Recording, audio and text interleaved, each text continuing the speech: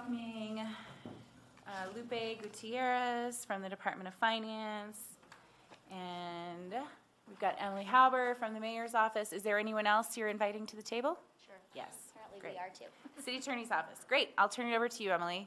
Great. Thank you so much for having us today. We are coming forward with a contract amendment for your consideration, and as part of our presentation today, we'll be walking through a little bit of the work that has been done to date by the current P3 strategic advisor. So that's why there's a broad spectrum of information that is included in the briefing documents. Technical difficulties that we're working through. Okay, thank you. So Denver is experiencing unprecedented growth, as we all know, and there's significant stress on our city infrastructure to date.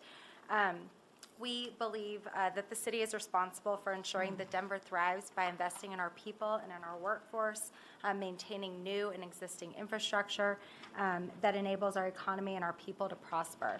The purpose of an alternative procurement and delivery method model is to establish institutional capability and capacity within the city to transparently, efficiently, and effectively evaluate and execute partnerships with the private sector to procure and deliver public infrastructure that meets the needs and values of the city and our people. We believe that P3s have demonstrated the ability to foster economic development, job creation, and workforce development. And with increasing P3 activity across the country and our state, it made sense for us to have a tool in our toolbox to consistently and transparently evaluate P3s as one of the many options available to us for procurement of our infrastructure.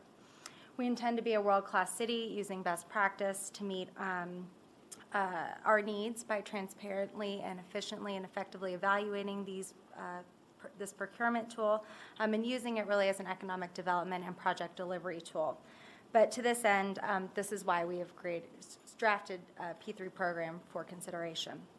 The Mayor's Office, the Department of Finance, and the City Attorney's Office are partners in this endeavor, but it really is a citywide collaboration amongst a lot of key stakeholders, including City Council, as well as our city agencies, the National Western Center, Public Works, and AVD, to name a few, but it really is a collaboration citywide. Before you move to the next slide, I should have warned folks about this ahead of time. There are some pretty complicated visuals in this presentation, and I think it's really hard to hold questions on things that are like involving a lot of terminology. So we're going to take clarifying questions on the slides if we need to. If you're asking something that they're going to cover later, they're going to tell you that. But rather than trying to like remember a question about some of these complicated visuals, I think it's important that we clarify as we go. So if you have those types of questions, but if they are big picture questions, I'm going to put them to the end. But if it's about some of these visuals, that's okay to ask. Oh, I think there's actually a slide missing from this deck.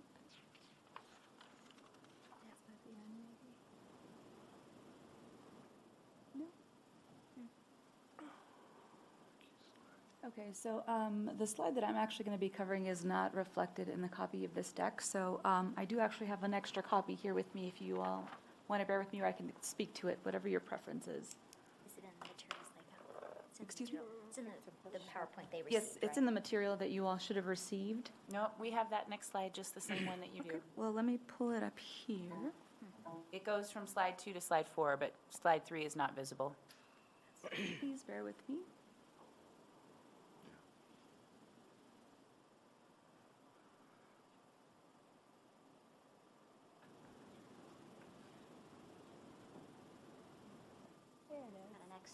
Okay, I'm trying to, let's see, drive here, but I can't. Hit the down arrow. Will that do it? Shall I? Can you please help me, please? This is slideshow. Is it The on mouse there? isn't working. It's on there, The we're mouse just isn't not seeing it? Oh, okay, there you go. Yeah, what? Just right. So Okay, this is what you this use to mouse move wasn't things. working. Yeah. Okay. Okay, thank you. Just right click and unhide it.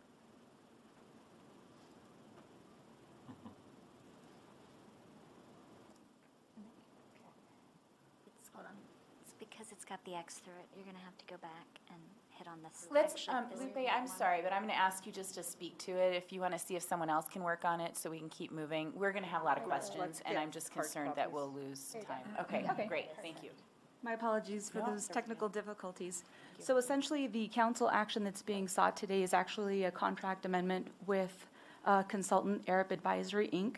Eric was an advisor that was selected via a competitive process to help undertake the initiative that Emily outlined in terms of developing the P3 policy and program. As I mentioned, Arup was selected via a competitive process. Thank you. And the contract amendment is essentially two-parted. So what we're doing is we're actually seeking a contract amendment to allow for additional scope of services and also allow for an increase in funding. Okay, we'll just run it up. Yeah, I think that should be fine. So Bob, how do you make it full? Screen, yeah. Just click on the slideshow.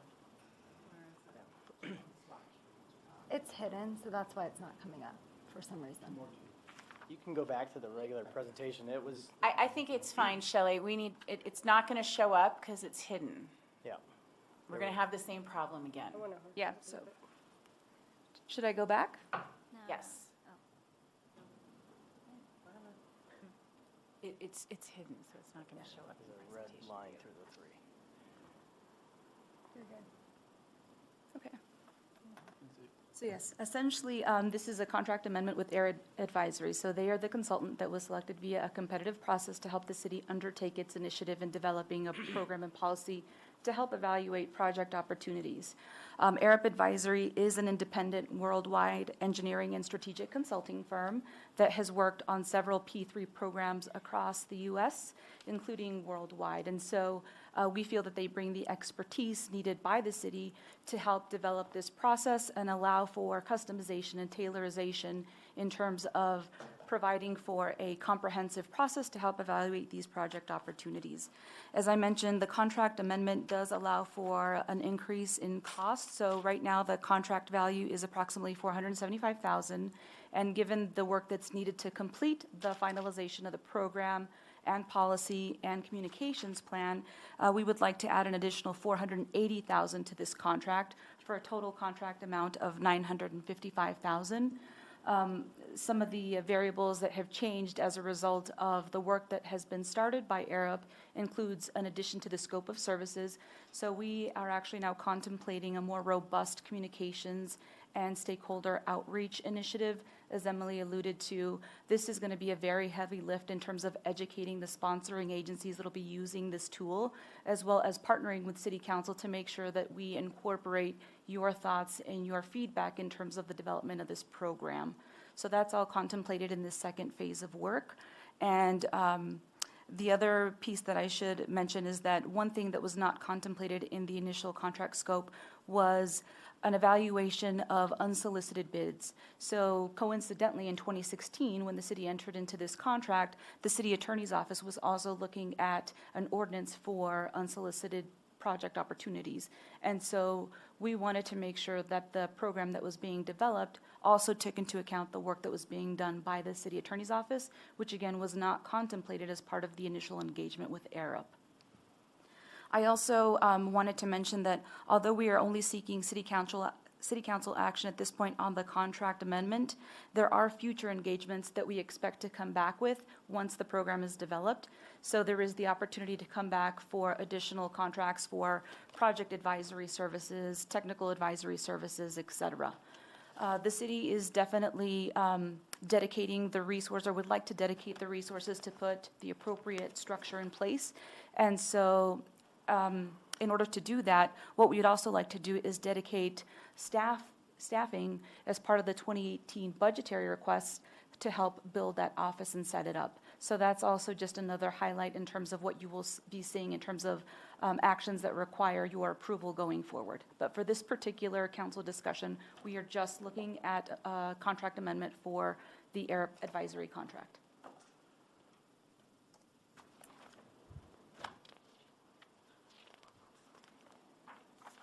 I guess I do want to run the show. this. Okay, Councilwoman Ortega has a quick question. So, Lupe, so when we met, you kept referring to, your team kept referring to something called a project framework ordinance that would need to be created after we get sort of recommendations from the consultant that we're looking to extend this contract with. And in the conversation, this takes the next step for us to commit to staffing up the office, which will be in the budget. I mean, it lays the groundwork for that office to be created, and then to put the framework ordinance together, bring that back to city council. My uncomfortableness with all of this, and I get this is sort of separate from that, but this is really one of the initial steps that lets the rest of it roll forward, is that council is pretty much taken out of the picture in looking at the actual contracts after the framework is created. And Councilwoman, this is a really important question, but they have not described any of the things you just went through yet. We're going to have to hold that till the end so that people can participate. So let's catch the public up and catch council members up on the details. That's a really big picture question, so I'm going to hold that one. I just raised it because they made reference to creating the parameter ordinance, so I'm happy to wait till the We'll end. promise to speak to that. Okay. Thank you. Thanks. Yeah, this is a big picture question about the overall program. Those are not questions we're going to take in the middle. The only questions folks should be asking right now is if you don't understand something on the slide or one of the terms, okay? So it is the very important question, though. All right, so go ahead and continue, please. Great. So in the United States, the definition of P3 varies, and I'm really doing this, I know, because we have a public audience, and it can encompass a broad range of approaches that involve a contractual relationship between a public owner and a private sector entity. But really, generally speaking, a P3 is a project delivery model that involves an agreement, as I said, between a public owner and a private entity to partner for the design, construction, finance, operation, and maintenance of a public asset over the course of a specified term. This is not privatization. And what we are looking at for what the program will be considering is projects that would fit within the blue box. So this would be projects that would use a design, build, operate, maintain model, a design, build, finance model, and or a design, build, finance, operate, and maintain model. P3s typically use performance-based approaches that try to meet technical requirements and specifications, and thereby creating the opportunity for the public to leverage private sector innovation and expertise to create value and meet their goals and objectives, depending on what the project's trying to deliver. P3s are unique to the public owner, and so the goals do change, and the opportunities and what you're trying to accomplish is different, but we think that it is definitely a tool worth considering. I'm happy to walk through each of these in a little bit of detail. So for a design, build, operate, maintain model, this would combine design and build components and transfer the operation and maintenance of an infrastructure asset to the private sector, but does not involve private finance. Under this approach, the project components are typically procured in a single contract, but sometimes the contracts can be actually done separately. We've seen that sometimes in transit projects. I think it's important to note that if you're talking about operating and maintaining, these are typically very long-term projects. Yes. Yes. That's the key. These projects do tend to be long-term. For design, build, finance, you have somewhat similar of a model. The design and construction components are tied together, and then you use private finance, but the operation and maintenance responsibilities are retained by the public owner. And then lastly, DBFOM, design, build, finance, operate, maintain approach includes the design, construction, finance, operation, and maintenance of an infrastructure asset. You transfer that to the private sector, and typically how that is done on the finance side, it does vary, but you use some sort of performance-based availability payments and or just leveraging the revenue generated from the project. I'd like to invite you to, if you want to name just a couple of the high-profile projects in the Denver metro area and which category they're in. So the Eagle P3 for the east line of the fast tracks, or Union Station, if you just want to identify which of these, some of those are, that might help folks. Yeah, so I believe the Eagle was a DBFOM, so it had all of that. Union Station, Union Station was not a typical P3. Yes. It doesn't fall into that particular blue box. It was a public-private partnership. Diane, can you speak to one of the microphones, please? And she's coming to the table. I-70 is out right now for bid, and which one is it? It is intended to be DBFOM. Got it. Great. And then you were saying Union Station. Union Station was a public-private partnership that was a little bit more informal than what you see on the blue box. We were kind of getting our sea legs on how to operate with the private sector and really enhance both sides to the best of our ability. So it really doesn't actually fit in any of those. Okay, great. Thank you, Emily. You can go ahead. do you have any other questions on the slide? You can go next.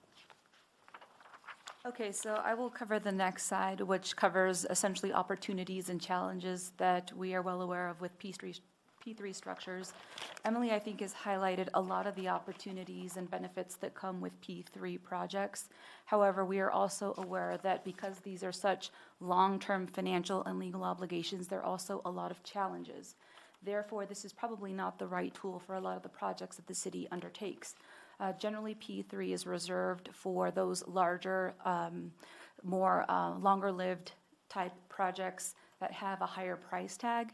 And so this program essentially aims at making sure that there is a rigorous vetting process to help manage, mitigate, and potentially negate some of the challenges that are highlighted on this page. One other thing I would add is just about the complexity of projects. That's one of the value add that you get by incorporating a number of those components into one approach. So this is really an overview of where we are to date and where we see the program going over the next couple months to finalization and implementation. So last summer, we went out to RFP looking for a P3 strategic advisor. And as part of their work, there would be the P3 work, building out a policy and program, but also as vitally important, a stakeholder engagement and communications component. We selected Arup to do the P3 work, and they're actually working with Linhart PR, which is a Denver-based public relations firm, to help us build out our stakeholder engagement and communications approach. The program, or the work that we began together, actually started in October of 2016. We began drafting the program, but even prior to that, the Arup team has spent an enormous amount of time with city staff, getting to know us, our values, what's important to us, our priorities and needs, as well as our current laws and policies and processes. In addition to working with us, they've done an enormous amount of work through market sounding, benchmarking to understand what's best practice across the world, and then incorporated all of that together to customize a program for Denver. And that's what we have a draft of, and that's what we are reworking through as part of phase 2. In the second round, or I should mention, as part of the first round of work, Linhart PR did draft and submit a stakeholder engagement and communications plan. We'll use this as a roadmap as we roll out the program in phase 2 and on to implementation.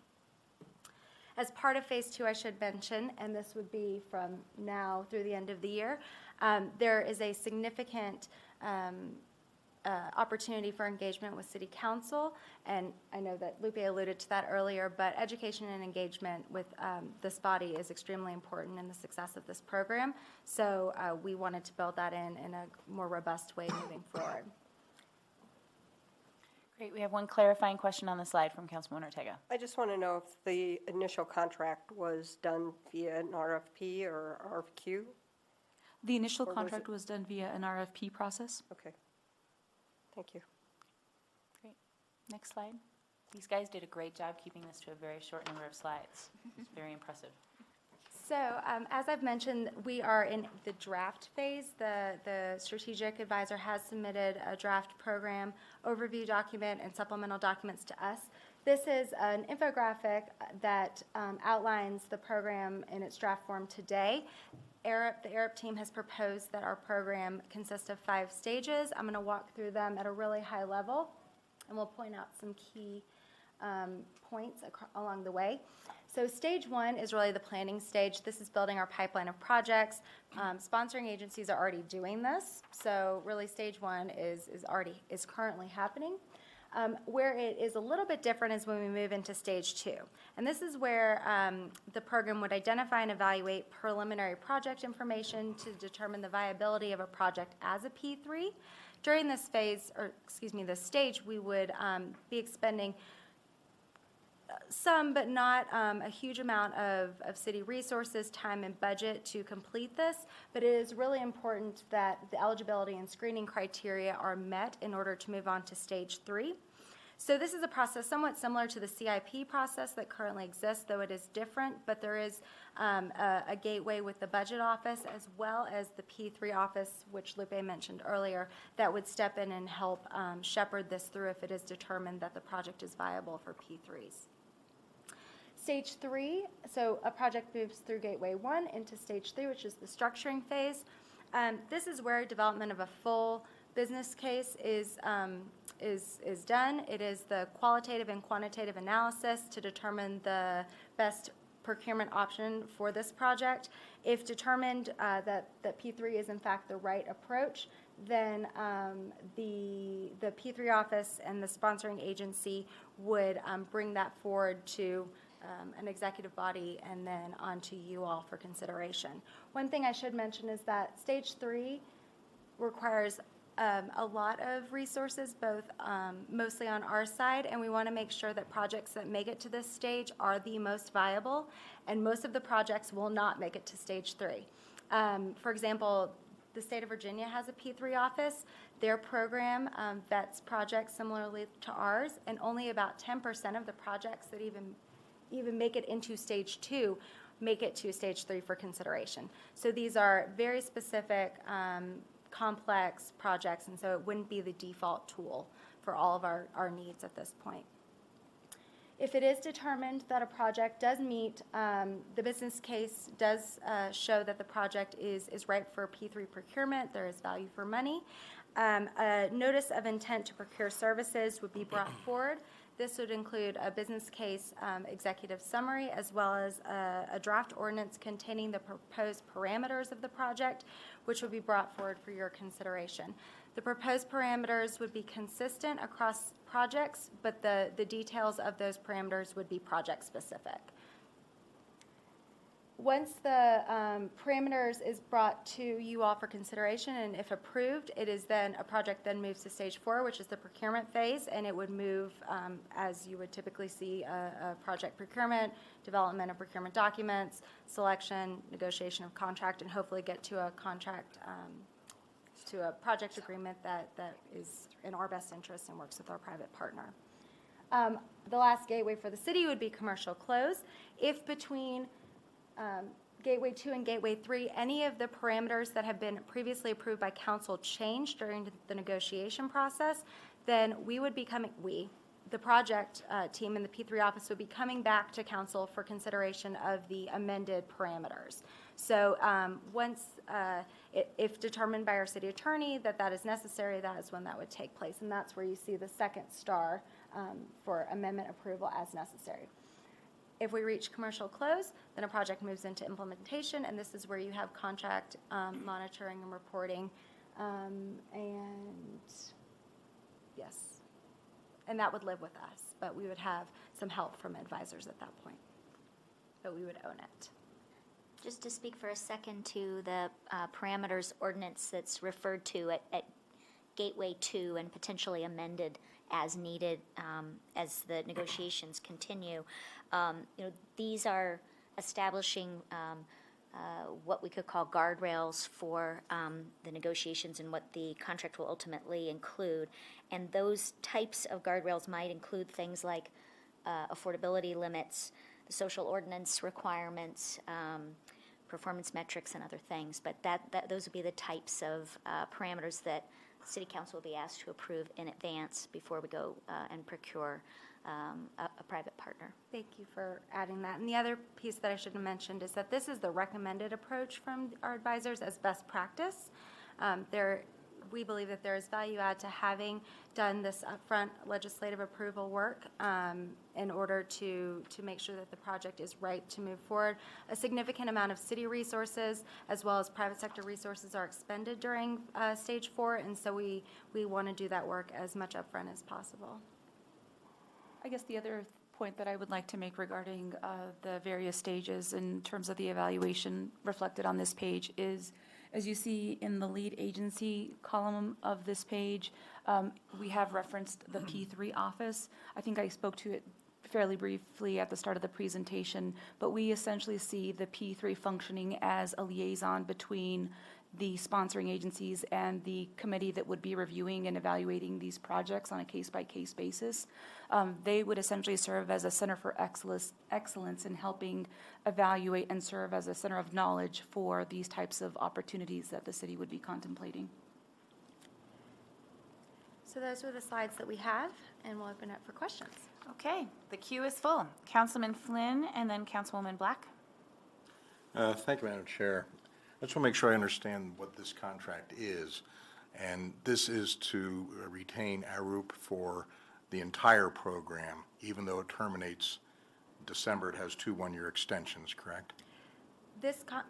I can speak to that. So the term is actually set to expire at the end of this year. Correct. We do allow for an additional 2 one-year renewals. However, we don't anticipate using those renewals. We expect the program to be finalized and complete by December. That was my next question. Okay, but their scope of work also includes assistance in procurement and screening of providers. They're talking about the providers to our program. You're not talking about project providers, correct? Not project providers. Okay. They have assisted in preliminary exploratory work for some of our partnering agencies. So Emily alluded to National Western Center. They did knock on our door and asked about the potential for using P3.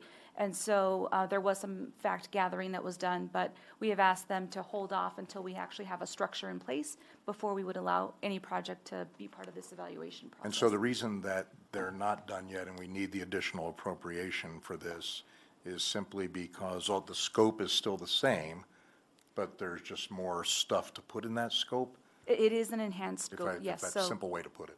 Yes, that's how I would put it. So they can still be done by the end of this year? Yes. And we won't need another extension? Correct. Will they be eligible to bid on becoming, thank you. Yeah, no, that's actually an important point that I think we should make as part of this discussion. Let me finish the question in case folks are watching on TV. Will they be eligible to bid then on becoming the consultant to the program as we implement it? No, they are precluded from serving on any sort of entities that wish on bidding for the projects themselves. They might still be eligible to consult with the city if we were to that was my engage question. them Okay. separately, Thank you. That's a but good not on the other side. Correct. Okay, thank you. Thank you, Chair. Okay, Councilwoman Black. Thank you. I had those very same questions, so thank you, Kevin. I read your mind. But, so when your work with them is done, is the intention that the office that you are creating will be self-sustaining and the employees will be able to handle all of this workload based on this framework that they're providing? Or are you going to always be having to hire consultants? I would say that we anticipate that initially the office would be sufficiently staffed with 2 staff members. However, depending on the pipeline of projects, there may be the opportunity to add additional staffing.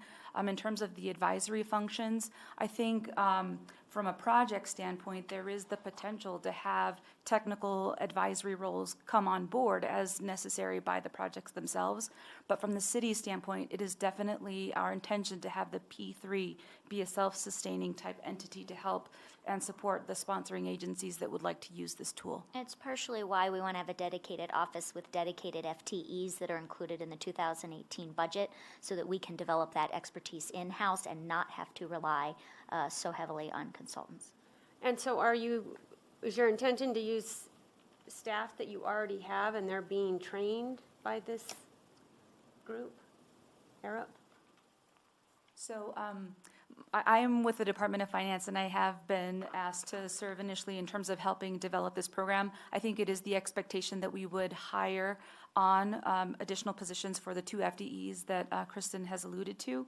So These would be city employees, so we would go through a merit-based process to hire for those folks.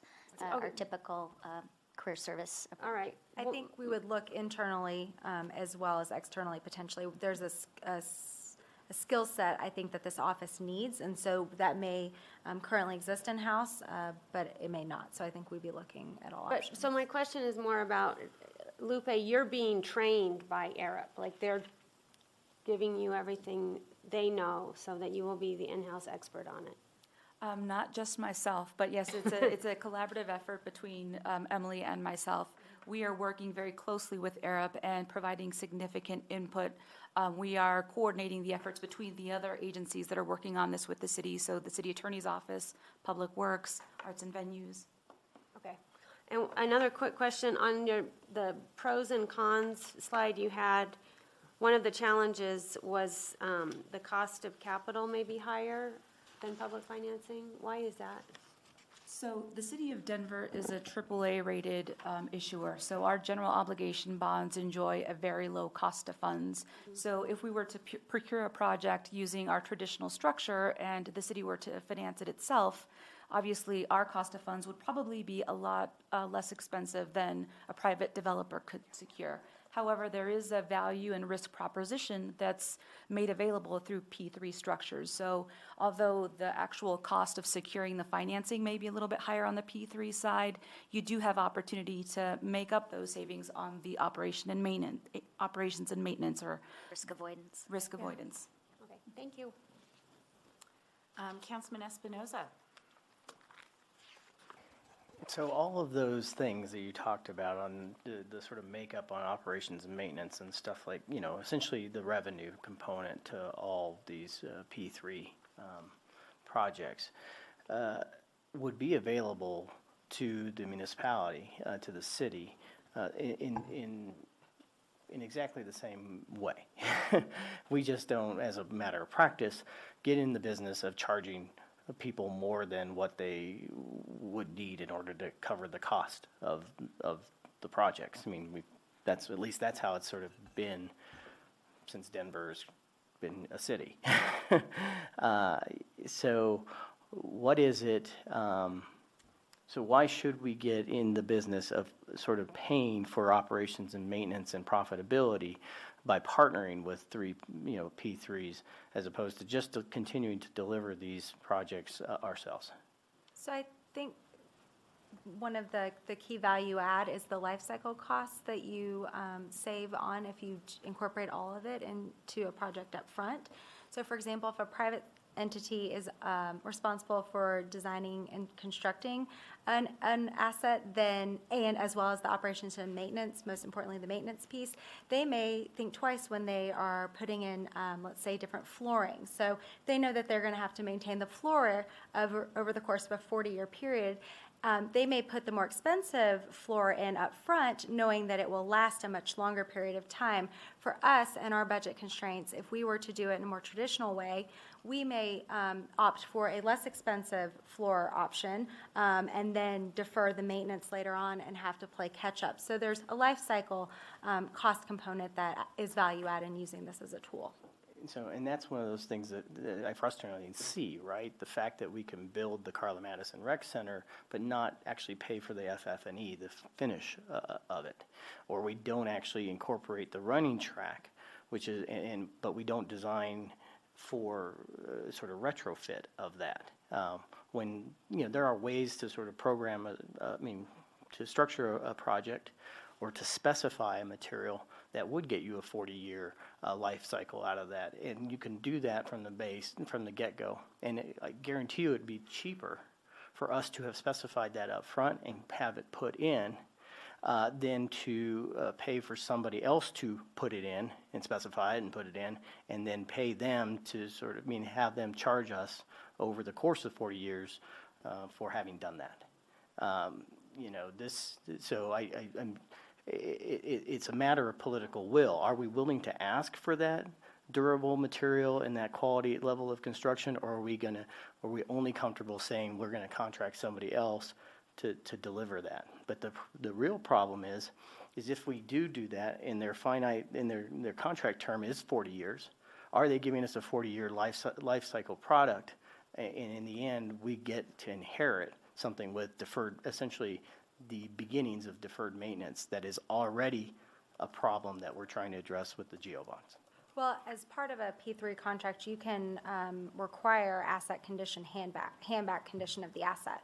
So you could say, it needs to be at 80%, and they have to do that. So if the life that they are that they have of the asset is 40 years, then yes, we would get it back in that condition.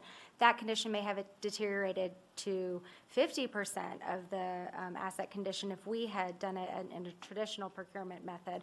But that all is evaluated and analyzed through a value for money analysis. So, and that's part of the business case development, which would be in stage 3. So that's what I'm going to need over time here, is some real explanation on how we can pay more money, because you just explained how the city's credit rating allows us to buy money for very cheap, how we can pay money through this process and get something down the road that is somehow more structurally sound than if we had bought it cheaply through the city and delivered and built essentially the same thing and maintained it at good or better over that course of time.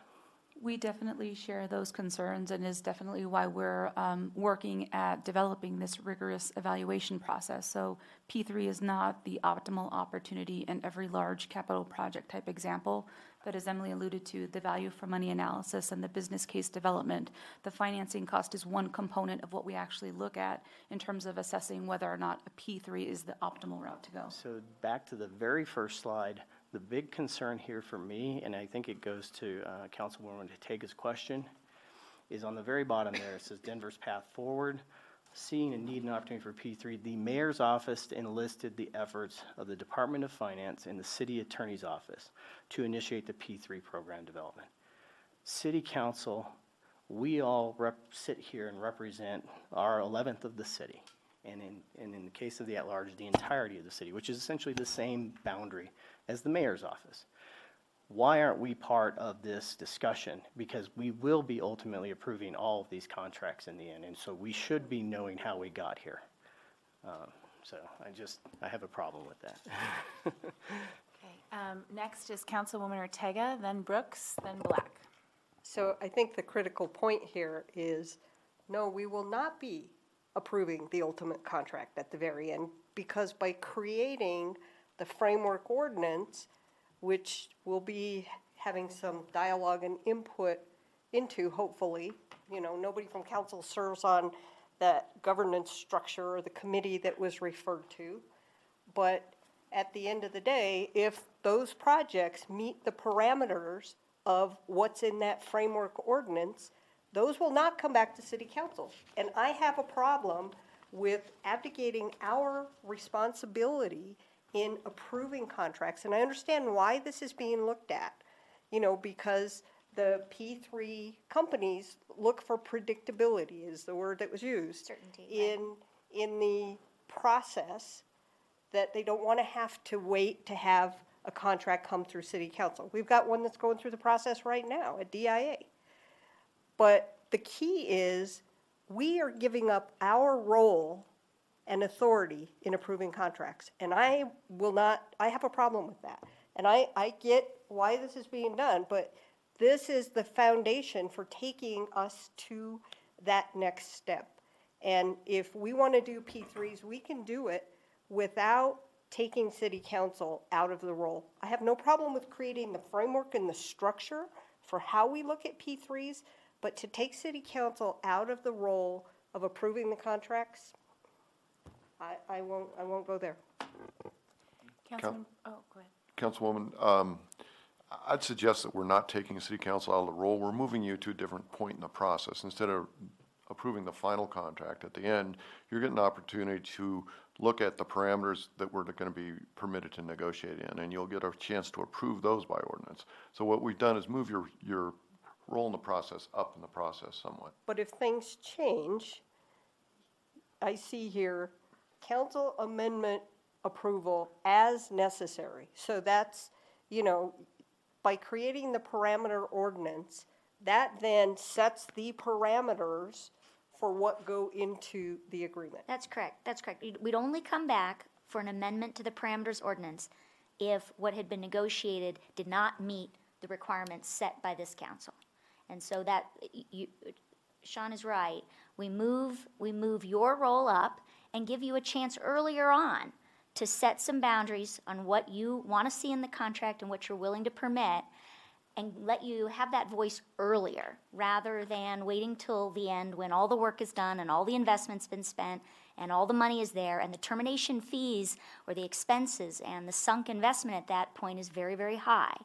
And in lieu of that, we bring you in earlier, we have you set parameters on what you are willing to accept, and as long as the contract ultimately meets those parameters, we don't come back to council. You're absolutely right. And if we don't meet those parameters, we have to come back to council. Solves the 30-day problem. If nothing.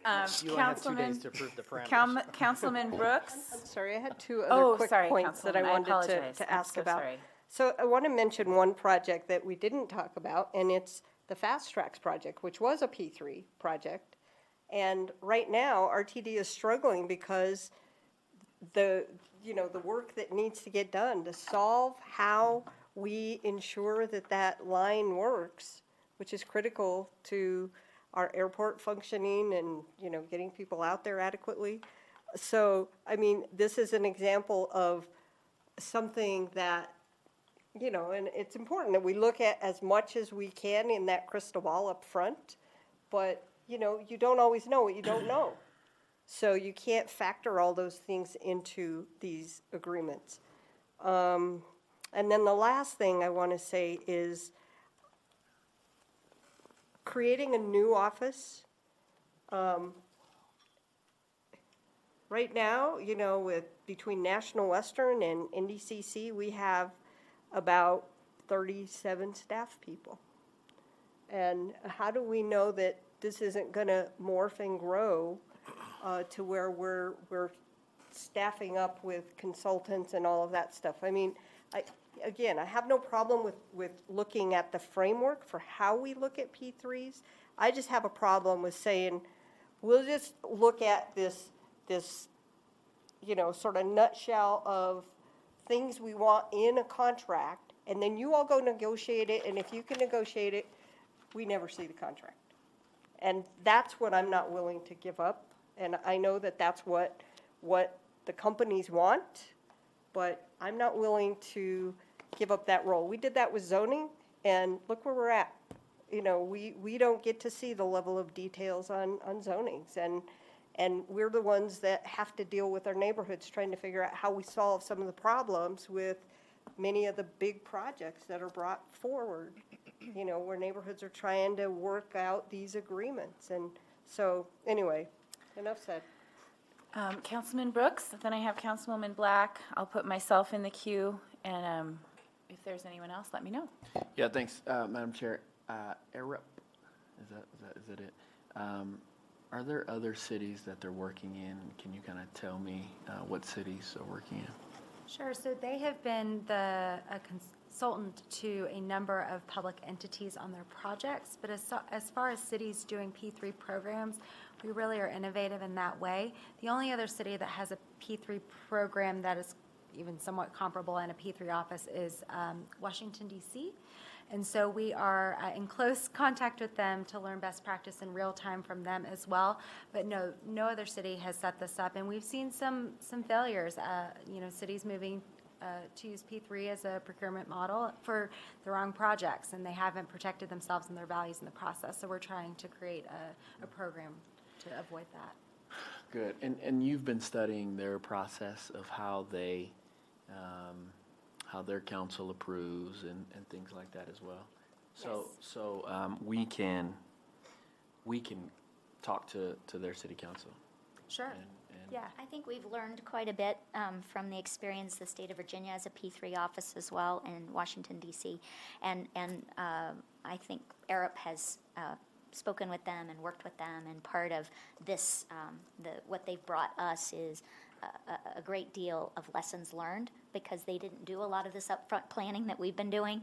And I think that it's been a bit of a challenge throughout the process, and we're hoping to avoid a lot of that by having this work done upfront and getting our guidelines and kind of protocols for the screening process in place ahead of time.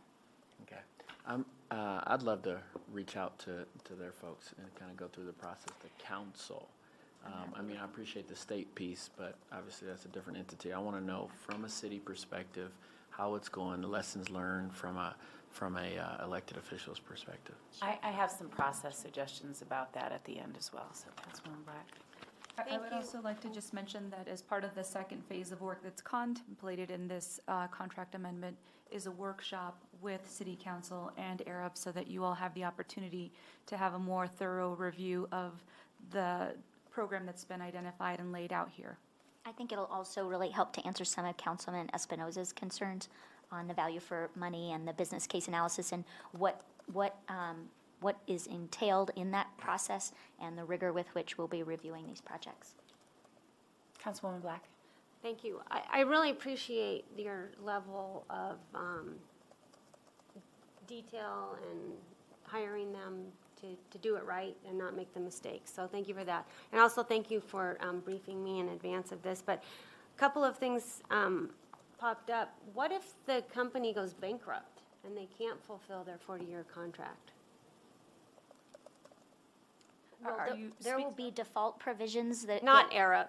No, there'll be default, there are default provisions that, are incorporated into any P3 contract. Perhaps there'll be rights for the city to step in. Obviously, there might be rights in bankruptcy that would be governed by those rules. I mean, there would be a whole host of remedies that would be available, but that's part of any normal contract process and would not be unique to a P3. Okay, they just can't walk away and get the better of us. So it has happened. It has happened, and I think that is the part of the conversation that we just, I guess, to go back to Councilman Brooks's suggestion, we should be doing that workshop before we're approving this contract, and I think that is what has been missed here. Is you have, you've repeated numerous times. We've done a lot of learning. We have not been a part of that learning process, and I think that to ask us to approve this contract, to commit to the remainder of the process prior to being a part of that learning makes it very difficult. And so, I think that there are a number of concerns that have not yet been raised. So I appreciate those that have, but I'm going to raise a couple more. When you're dealing with operations and maintenance, the number one way that you get savings is through lower wages and benefits. It is classic, right? If you're a city employee who performs a job, has DERP benefits and pension. So even our living wage ordinance is very weak in Denver. It only covers 4 job categories, and it doesn't cover any others. We have a prevailing wage ordinance that covers construction and then a few service jobs. But there are gaps. So there are gaps that have no ordinance covering them when they're contracting with the city, and none of those include things like pension, which public employees have. So, everyone pays the same for Windex, everyone pays the same for mops and street sweepers. The one thing that changes from the public sector to the private sector tends to be the wages and benefits. So that is an important factor in terms of, especially on the operations and maintenance side. I mean, all of our projects are already built by contractors, so that's not different. So so I think it's like almost a chart of what's different. So the cost of financing can be more. The wages and benefits can be less. Transparency of information. This is huge. Right now, every project we are on is all subject to CORA. We're already seeing this with the P3 project at the airport, where all of a sudden a whole bunch of things that ordinarily would have been public are now trade secrets and subject to confidentiality agreements. So there's a whole different level of transparency. I think it's really important that we get a chance to walk through all of that before we're committing to a course like this. So, to hear about what Virginia has learned, to hear about what Washington, D.C. is doing, and to hear about some projects. There have been projects that have gone bankrupt. Texas had a, privately funded road that has gone bankrupt. And so I think, there are some experts on the community side that we haven't heard from, like, in the public interest is the national best thinkers on, how to protect some of the things that we've been asking about today. And so, hearing some of those voices. So I guess, I share the concerns that folks on the committee have been raising. And I guess I want to raise the question about pausing to do that work to allow us to catch up rather than asking folks, because I'm just, I'm hearing some feedback here and I don't know where the votes will be, but I guess it's important, I think, to give us that chance to catch up because we were not part of this process with you to date, and we haven't had a chance to dive in to some of these thematic things a little more closely. So definitely, further education and engagement is important. I think a broad range of perspectives is also very important. Arup is our strategic advisor, but you're right, there's community advisors who can help with this, and that's actually something that we've contemplated to include in our communications and stakeholders approach. So that's already, I think, a thought about embedded in.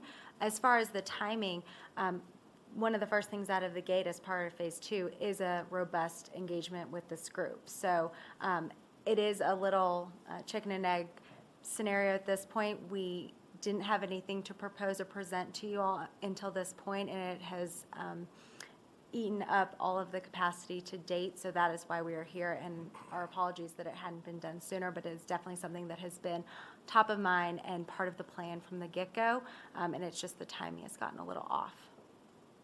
So I'm going to look to the committee to see if there are other questions or whether folks want to have some discussion about where we're at with moving this bill, this contract. And this is going to sound really dumb, but David, is not moving a bill out of committee when it's a contract request the same as actually a vote, a down vote at City Council?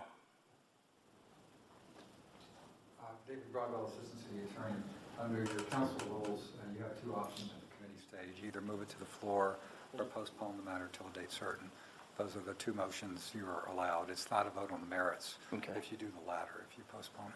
So do we need to, would they be able to figure that other thing out with the date certain? Yeah, and I want to hear some more feedback. I mean, I think, let's let the administration listen a little bit as we discuss a little more, and then we can check back with you again. I will say that in my 6 years on council, we have had one contract, the NAPS contract, which was very problematic for the council, and we came to an agreement with the administration to delay and work on some things. That is the one experience I have had. I have not, on my committees, done the other, but we did have David here anticipating this might be a question, so. Well, not a question, but more of like just some general feedback. And I think this is an excellent program. I think I'm looking around the table, I'm seeing in the room, and folks who I've known for a very long time who have been, through this city when we had a recession and when we have a boom. And we know what policies work and don't work. We know who's moved forward in this city and who's also rised with that boom and who has stayed stagnant. And those then are the values that we have neglected to nurture. And not us, all of us as a city, and we still have a population of folks in our city who are still struggling. And these are the same folks that do not have retirement, the same folks whose wages are still low, the same folks who, sadly in the private sector, have not thrived. And when we look at doing a P3 program and involving that private sector, not to say that everybody in the private sector, because there are very good jobs, and to be quite honest, a lot of the bravery comes from that private sector, right? It sets the tone in the city, but there's also the need for us to help remind and rekindle that. And I think when I don't want this to disappear. I don't want this to go plummeting into the abyss of lost bills or contracts, right? I really want to see this program succeed. I think this is excellent work. This is great vision. I just think it needs to reflect our values a little bit more, and whether that means a postponement so we can actually be at that table, so we can actually have something that we can all support. That might be it, but I don't want to see it fail. I absolutely don't want to see something like this fail, given the time, the thought, the vision, and it's the people around it. So I want to give it a chance. Okay, I've got Councilwoman Black next in the queue. So I think what I just heard you saying, Emily, is that from your point of view, you need to get the contract approved so we can have Arup engage with us. But right now, Arup is through their contract and they don't have the resources to engage us.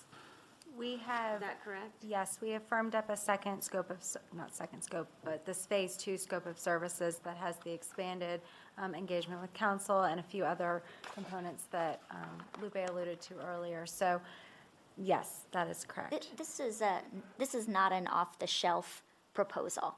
This is highly tailored to Denver, to our charter, to our local government structure. We really didn't know what the results of Arup's recommendations were going to be. And so there was nothing to bring to you till we completed that work. But now that we've completed it and we do have a preliminary concept in mind, this is where we need to get now council involvement and deep involvement, and we recognize that, and it's why it's part of the contract amendment that we're asking you to approve. We can't do that without having our experts at the table. That was fully contemplated in coming to you with this amendment. So I sympathize, as Emily said, it is a bit of that chicken and egg problem, but we need the contract amendment to take that next step now that we have preliminary proposals to talk about what that's going to look like and to do that with you. So I understand that. So I personally would be in favor of approving this contract, but not anything down the road until we are all engaged. But what would be something else that comes down the road? Is it just if we get to stage 3, or are we involved in setting up the office further? This contract goes, just to clarify that point, this contract includes the entire setting up of the office in terms of them advising that process and the development of framework ordinance. Yep. So what we are looking at, though, is that legally, we believe that we can do this under the charter and have what we've been calling a framework ordinance. So this is not project specific. This would be a precursor to a specific project, but a framework ordinance that would talk about categories of parameters that City Council could include in any project specific parameters ordinance. We've done this in other situations like competitive selection process. Legally, we believe that we can do that, and so practically speaking, from a policy perspective, moving into phase 2 is where we will figure out what that looks like and what we would be bringing you and how we would implement the upfront approval. But we've got to move on to phase 2 to do that, and that's why we need the contract amendment. Anything else from Councilwoman Black? I have you in the queue, Councilman Lopez. I've got Councilman Brooks next, though. Yeah, I guess I just need a little more clarity because I want to know. I get that we can get the ball rolling with this to bring them to the table, which is incredibly important. But it feels like there's a disconnect right now between the administration and City Council. I personally understand the outcome and the vision, and you start talking about going into recessions. I mean, this is what every city is looking at because you just can't fund it on your own. And so I understand the vision, but the process needs to be much better, right? And so we've got to figure that piece out. But my question is, if we get going in the process, we approve this bill, we get going in the process, and we are not liking the way this framework is being set up. The question is, how do we as council begin to have authority over that and say, no, we are not agreeing to this. We did not agree to this. So is there another approval process? That's what the real question is. Because if we approve this and then it gets going and we're not negotiating well and you all get the opportunity as, the administration to move down and we don't get a chance to have our say in some of the values and things like that. Well, you do have a say in terms of the values. That would be part of, as we talked about, enabling legislation prior to bringing a specific project to you. But even at the project stage, you have the opportunity to vote on what values need to be in the contract as part of the parameters ordinance. If you don't agree with it, you vote no. Yeah. So that was my question. Let me say it another way. Sure. we're setting up the framework, and there's an actual project that gets done. For that project to get approved, it has to come back through this council. Yes, you'd have to approve a parameters ordinance, and if you voted no, there would be nothing to negotiate. Okay. You would be giving up your final approval on a contract which you currently have Okay. in exchange for the ability to be involved in setting the values and the parameters for a P3 contract earlier in the process. If you don't approve that, then your final contract rights still exist. They're still there. You've not given up anything. Okay. In light of that, I'm okay. Councilwoman Ortega, then I have Lopez. Flynn, did I see you make eye contact? No? Okay, I'm going to put myself then after Councilman Lopez. So we don't need to beat this dead horse about council feeling like we should have been part of the process from the very beginning in terms of talking, having some initial input into what this P3 vision might entail.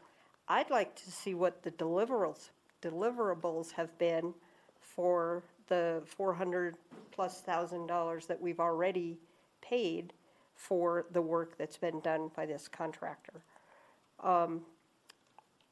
I would also like to see information from the other cities that have P3 offices before we move this forward, because I'd like to have some better understanding. And, I attended a P3 conference, got to hear from folks, and one of the messages that was shared by the private sector community was, if there's any way you could take your elected officials out of the process that allows us to move it forward faster, because going through the legislative process is where they want that predictability, or whatever the terminology is you were using, the certainty.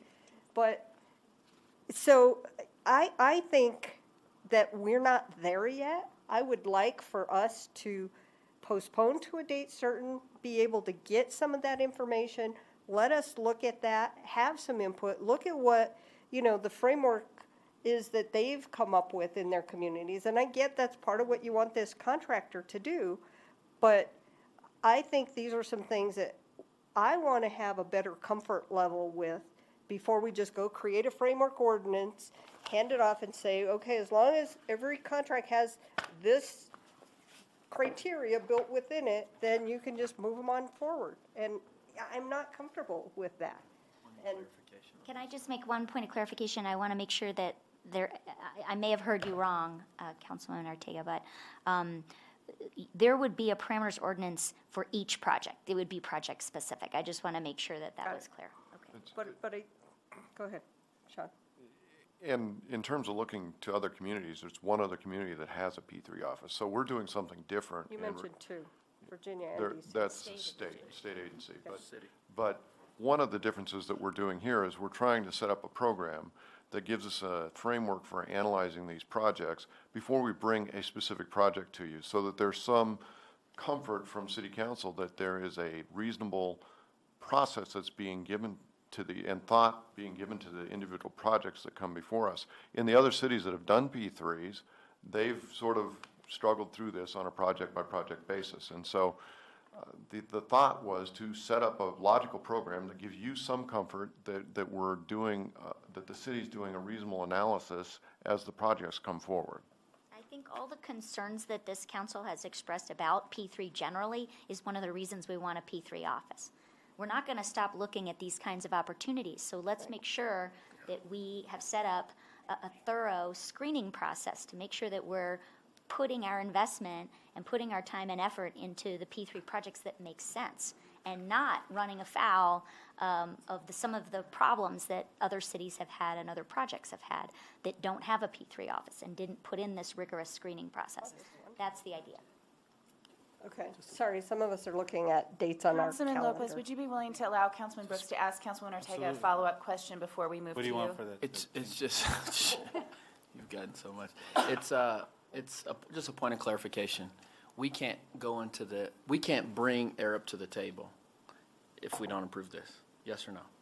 That is correct. We are out of funding under the existing contract. There could be a contract amendment for a more limited scope. Are we shopping for You them? could, you could break the scope into pieces. Exactly. If they want the contract, they can show up here.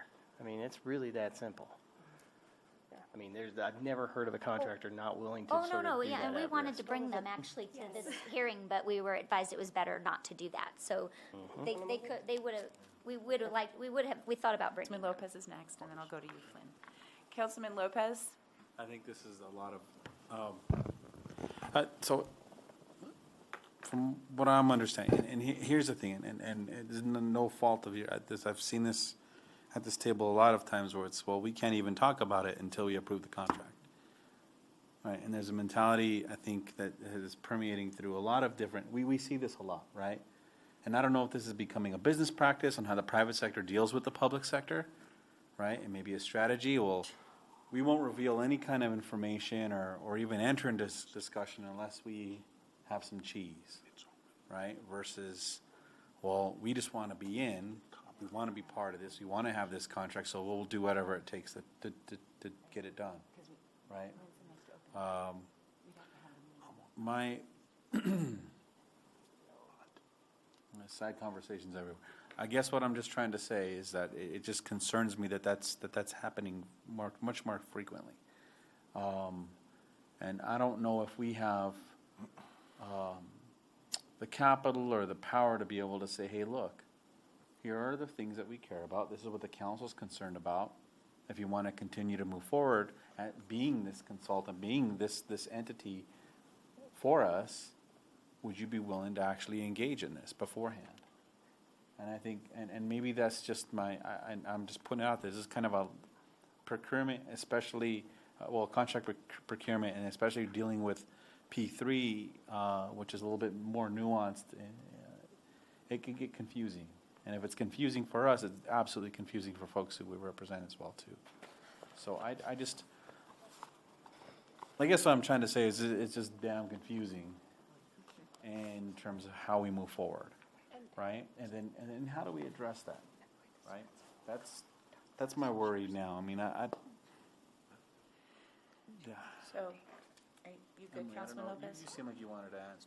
I was just going to say, to your point of, it is confusing, it is complex, it is different, it's a different way of doing business. I can speak to what we've done with the P3 program and this contract. I can't speak citywide at this point.